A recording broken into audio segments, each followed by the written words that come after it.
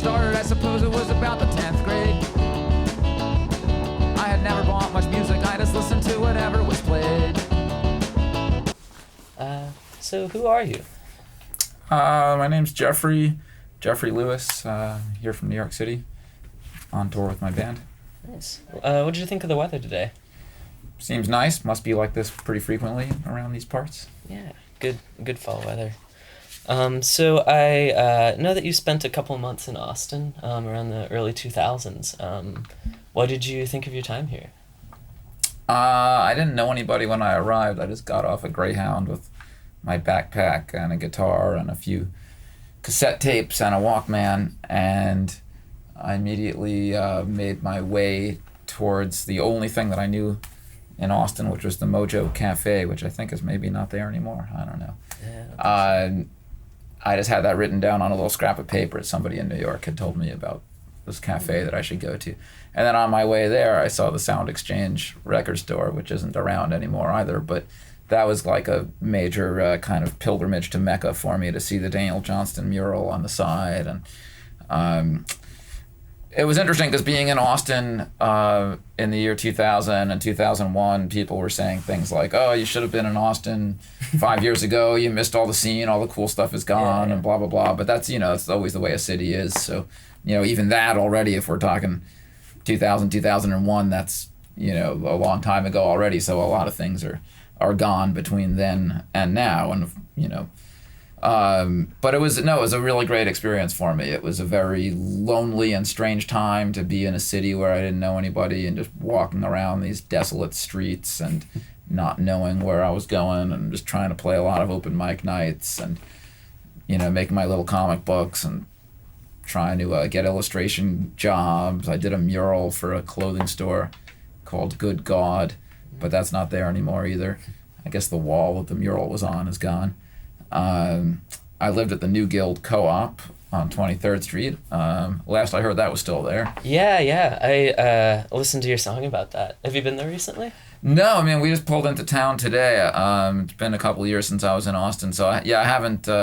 It's probably been many years since I popped in at the Co-op. Usually there isn't really much time, but it's cool that the radio station here is like so close to that. It's basically, it's the same neighborhood, so a lot of times if I'm playing in Austin, it's kind of like, we're more around 6th Street or some other part of town, so it's kind of nostalgic for me it's actually incredibly nostalgic for me to be right here on the, on the drag and seeing the old spots. Hole in the Wall still there. It's cool. Nice. Besides Hole in the Wall, is there any other spots that you... Is Cactus Cafe still Yeah, up and running? That's great. Yeah, I guess that's been going a long time. Nice. Cactus Cafe. I used to play the open mic there quite a lot, and that was where I met this guy, Bill Baird, who we just played a gig with. He opened for us in Oakland a couple days ago, so it was cool to reconnect with him. I met Alejandro Escovedo there at Cactus Cafe the one night when I was there, and just a lot of memorable times, weird characters. Kimya Dawson of the Moldy Peaches came down and visited me for a little bit when I was living near here, and during that time that she was staying with me, we wrote some songs together, and those songs ended up coming out on a record a number of years later. And actually, during that period, South by Southwest 2001, this band from Paris, Herman Dune, came, and they stayed with me in my room for a while also, and they were visiting Austin for a bit, so I got to be friendly with them and ended up doing tours in Europe with them later, and we just played in Los Angeles with David Herman Dune, because from that band, he's been living in Los Angeles recently. So yeah, a lot of the connections from my time here are still very important to me and a big part of my life. Very cool. I was living in Austin when I signed my first contract with Rough Trade Records. It was prior to that, I was only just putting my songs out on little homemade cassettes. Daniel Johnston was my biggest inspiration, and I just thought, you just make a song and record it to a cassette. I had never even, the idea of being on a label or having like official CDs was not really part of my world. But by the time I left Austin, it was like, all these things had started to be in motion. So it kind of changed your outlook on life. Everything was, the Jeffrey Lewis who arrived in Austin and the Jeffrey Lewis who left Austin, I was definitely in two different places, really. Wow, yeah. So I noticed that I was looking online and you've done quite a bit of interviews. Were there any interviews that you've done that sort of stand out as remarkable for one way or another? The funny thing about interviews is that you just don't know what's gonna grow legs on the internet, and you might have some kind of wonderful, insightful, emotional chat in some theoretically high-profile situation, some kind of TV thing or who knows what, and nobody ever sees it. You don't know where it went. Yeah. And then there might be some completely random chat somewhere in some little room in Florida, and then that's the one that 200,000 people see on YouTube for some, it's completely unpredictable. And a good rule in life is just say yes to whatever. Somebody says, hey, you want to come here, do this thing? Sure, yes. And then, you just hope it ends up cool, and why not? I mean, absolutely, yeah. I mean, there's that one thing where Joe Steinhardt from Don Giovanni Records came to my apartment and filmed me and him just walking around my apartment. Totally seemingly inconsequential and random, and for some reason the last couple of years all these people keep coming up to me and being like, I've seen that thing where you're in your apartment talking. I'm like, why has everybody seen that? There's so many more professional interviews.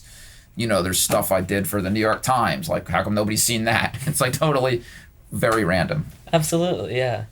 Do you think that this interview format is sort of a meaningful way to get to know the life and mind of a creative person? I suppose if you're a fan, it's interesting. Maybe it's so hard to know what would I bother watching an interview for an artist that I've never heard of and didn't particularly care about? Unless there was something so exciting, they were in flames or something, or there was just something that made it weird. Why would I care what some random person is saying? The art, yeah. If the art is great, that's one thing, but it's I'm not such a, I don't know, it's so interesting just to hear some random person talk. And if somebody is a fan already, if somebody's I absolutely love this artist, I have to see this interview that she's doing. If you already love the artist, then the interview, it's almost as the artist, you can only lose. It's if somebody already cares enough about me to want to see an interview, then what am I going to say that's going to make them, do I really want them to care more? I feel like I can only just say something stupid that's going to make them care less and be like, oh, this guy isn't as interesting as I thought he was, or, he's not as cool as I thought he was. So it's almost you can only lose. Still, I do it. Why not? I like talking. I like yakking, obviously. I could just go on and on. Yeah. Are there any insects or bugs that you just cannot stand being around? Not a big fan of cockroaches. In New York City, that's always a thing. The last bunch of years, bed bugs. That's been a plague in New York City. That's worse than, you'd rather have roaches than bed bugs, because bed bugs, you got to turn your whole apartment upside down. Yeah, at least roaches don't bite. Yeah, mosquitoes. I've dealt with a lot of mosquitoes spending time up in Maine. Got a whole I have a whole little rap about that. Mosquito? I'm a mosquito mass murderist, and every single word of it's true. Let me tell you about the things that I do, because I got tricks of the trade, and all the bugs are afraid that I'll mistake them for a skeeter. Then I'll take them to a theater of pain, and when I'm done, all that remains is a stain. But I gotta make sure the mosquito is pure before I accidentally smash a harmless bug to the floor. But if I see a spider, then I know it's alright, because I could use her as a partner in the killing tonight. Because this killer be killed, or just be bitten and itching. But for real, no mosquito gets a meal in my kitchen. And when I see him buzzing, then I stay very still. And when I fix my eyes upon him, I close in for the kill. I'm a mosquito mass murderist, and every single word of it's true. Let me tell you about the things that I do. And it goes on and on. There's a number of verses. But I don't have any raps about cockroaches or bed bugs, but that could be a whole side project. Yeah. There's those giant flying cockroaches. Really not a fan of those. We call them water bugs in New York. You might have. Yeah. I've heard them referred to by different. I don't know. Although I feel like when you're in a nice natural place, a giant flying cockroach just seems real nasty when you're in New York City and you feel like they're some toxic monstrosity. But it's filled with grunge. Yeah. Yeah, and you're waiting at the you're waiting down the subway late at night, and it's just nasty and hot, and then there's a giant cockroach coming at you. You don't want that. But if you're out in the forest and you're just like, oh, what a beautiful creature. Yeah, absolutely. So I know that in addition to sort of being a musician and a songwriter, you also do a lot of comics. So what initially attracted you to comics as like a medium? Well, I never had a TV when I was a little kid. My parents were hippies, and it was just comic books were something that I was really excited about. I was always reading a lot of, kids' books like the Hardy Boys mysteries and stuff like that. And, anytime I could get my hands on comic books, it was just like, it was awesome. There weren't even really, there were sort of just starting to be comic stores when I was a kid, but originally it was just, they were at newsstands. And I almost think the comic book store, the way that took over comic book culture, and now all these comic book artists are like, their aim is to get into a bookstore with like a proper giant graphic novel. But comic books prior to that were just part of, you'd be at a gas station, there was a rack with comic books, the pharmacy would have comic books, a supermarket would have a spinning rack, and there'd be Archie comics and Batman, and, as a little kid, it was just something very exciting. It was a treat. It was like a chance to get a comic, and it wasn't a sugary treat, so it wasn't like it was unhealthy, and they were pretty cheap. And you just started to realize, well, actually, the ones that I really like, I really like Ghost Rider and, Rom and Spider-Man. I didn't really like the X-Men. That was like a little too weird for me. And, Hulk was like kind of depressing. See, after a while, you sort of start to gravitate. But at first, it's just, anytime so comics were just, very much a part of my life from early on, and I just always loved drawing, and a lot of kids love drawing, and I just wanted to draw comics, and that just stuck with me. I still love drawing comics. Absolutely, very cool. So do you have any advice or thoughts for all of the weird college students of KVRX? Well, heck, I guess